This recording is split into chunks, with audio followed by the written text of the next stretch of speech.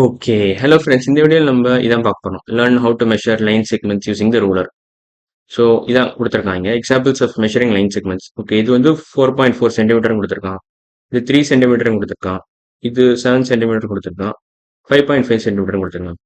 So இப்ப இங்க என்ன நோட்டீஸ் பண்ணீங்கன்னா, ஆக்சுவலா இங்க எல்லாத்துலயுமே 0 தான் ஸ்டார்ட்டிங் பாயிண்ட் பாத்தீங்கன்னா. 0 இஸ் த ஸ்டார்ட்டிங் பாயிண்ட். அப்புறம் கரெக்ட்டா அந்த 4.4ல எண்ட் ஆகுது.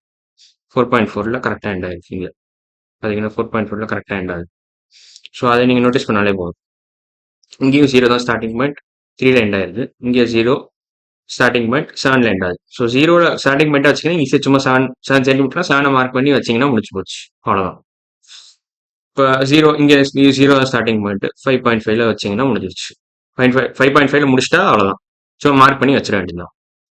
ஸோ எப்படி மெஷர் பண்ணணும்னா ஆக்சுவலா இந்த கேப்ஸ் தான் நீங்க பார்க்கணும். ஆக்சுவலா இந்த கேப்ஸ் தான் பார்க்கணும் நீங்க. கேப்ஸ் தான் கவுண்ட் பண்ணணும் பேசிக்கா.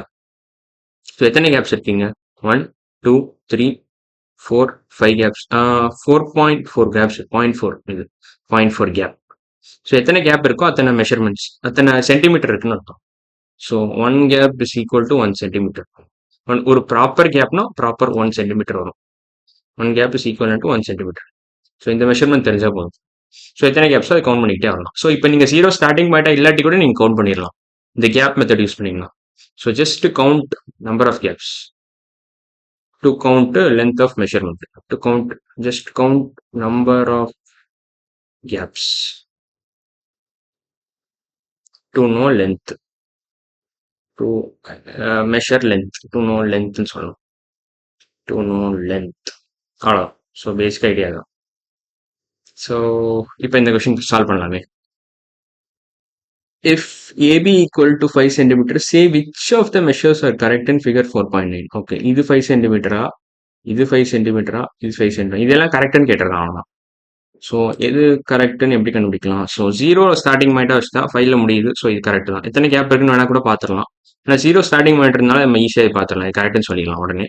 பட் ஸ்டில் நம்ம எத்தனை கேப்ஸ் இருக்குன்னு பார்க்கலாம். ஸோ 1 கேப் இருக்கீங்க, 2, 3, 4, 5. ஸோ 5 கேப்ஸ் இருக்கு, 5 சென்டிமீட்டர்ஸ். பர்ஃபெக்ட். ஸோ இது கரெக்ட்.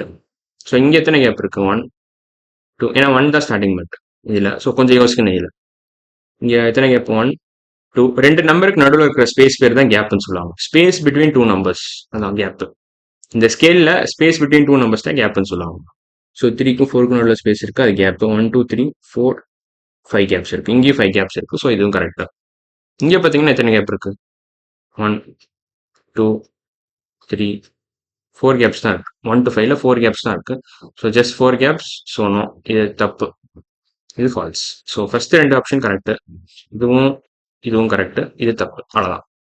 ஸோ அடுத்த question parallel lines and intersecting lines தான். ஸோ அது அடுத்த டாபிக். ஸோ இன்னைக்கு வீடியோவில் நம்ம இதெல்லாம் படிச்சிட்டோம். Learning how to measure line sequence using the ruler படிச்சிட்டோம். ஸோ அடுத்த வீடியோ நம்ம பேரலல் லைன்ஸ்னா என்ன, இன்டர்செக்டிங் லைன்ஸ் என்னன்னு பார்த்துருவோம். ஸோ இன்னைக்கு வீடியோ அவ்வளோதான். அடுத்த வீடியோவில் பார்க்கலாம். பாய்.